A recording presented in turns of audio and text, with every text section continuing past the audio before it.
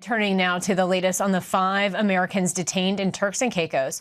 A judge heard both defense and prosecution arguments today and will issue his sentencing within 7 days. But a bipartisan group just returned from the island nation after meeting with the governor's office, pleading for leniency on these Americans or to handle these situations entirely differently. Congressman Guy Reschenthaler is joining me now, and he was actually there as part of this delegation. Thank you so much for being here with us. So you just returned from this trip to Turks and Caicos. It's my understanding both pushing for the release of these Americans, but also to help see if situations like this entirely can be handled differently. Bring us up to speed on what happened.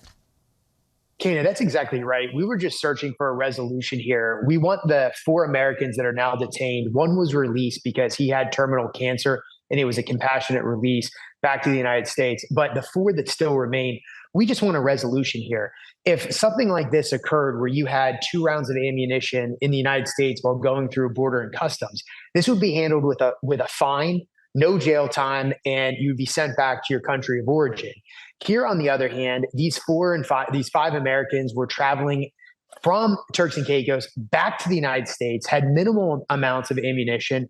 We're talking 2 rounds in one case, a handful in the other, and 20 rounds in another case. They did not know these rounds of ammunition were in their luggage. And then they're facing now, instead of just a fine and being sent back to the United States, they're facing a mandatory minimum sentence of 12 years in prison. A prison, by the way, that the UN has flagged for human rights abuses. So this is terrifying. It's to the point now, Kana, where every 3rd week, an American is being detained wrongfully in Turks and Caicos. Every 3rd week. Those numbers are staggering. This certainly is a terrifying situation. And while they may be admitting guilt to exactly what they're accused of, we are hearing stories, right, that I forgot these were in my bag. I hadn't used this bag since my last hunting trip. It does seem like this isn't something that is happening by accident, but it is still against the law in this other country. So how are you advising that they walk that line and they are allowed to make their own laws and uphold them? But also, are you asking for a break for just American citizens, or should this be handled differently across the board?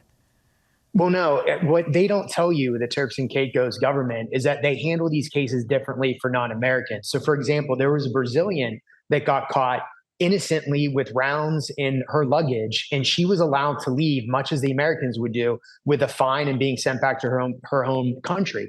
So when it comes to non-U.S. citizens, there's a different standard. The Turks and Caicos government is targeting American citizens, putting them in front of their criminal justice system totally inappropriately, and that's the problem here. Additionally, 12-year mandatory minimum is unheard of for what's called a strict liability case.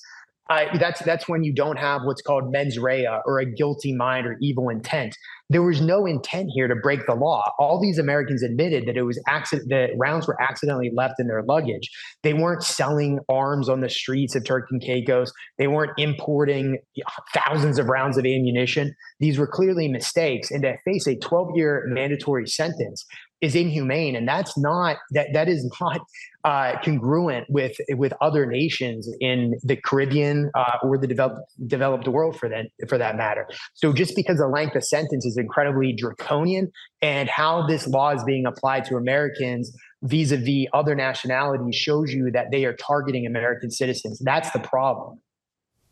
Can you elaborate on that for us a little bit? Why, in your opinion, based on just being there, do you think they are, as you put it, targeting Americans here? Again, noting that this is a country and a nation that relies heavily on tourism.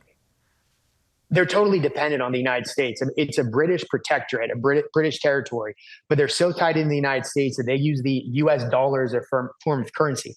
Tourism is the vast majority of their economy. And from that tourism, the United States represents something like 86% of tourists coming into that country. Americans own 75% of the real estate, or 75% of the homes on the island. They're tied to us. But there's internal political pressures going on the island.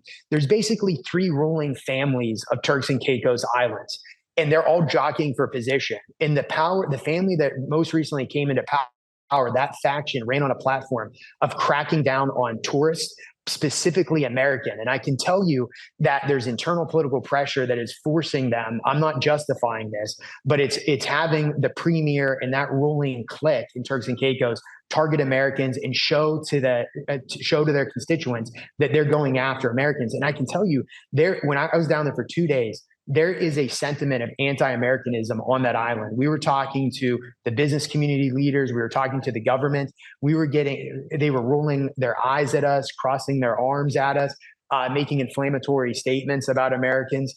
So this is not a government that is favorable to Americans, despite the fact that they're totally dependent on us for their economy. Also, we represent something like 75% of imports into that country. They're totally dependent on us. And to turn around and treat 5 American citizens this way is egregious.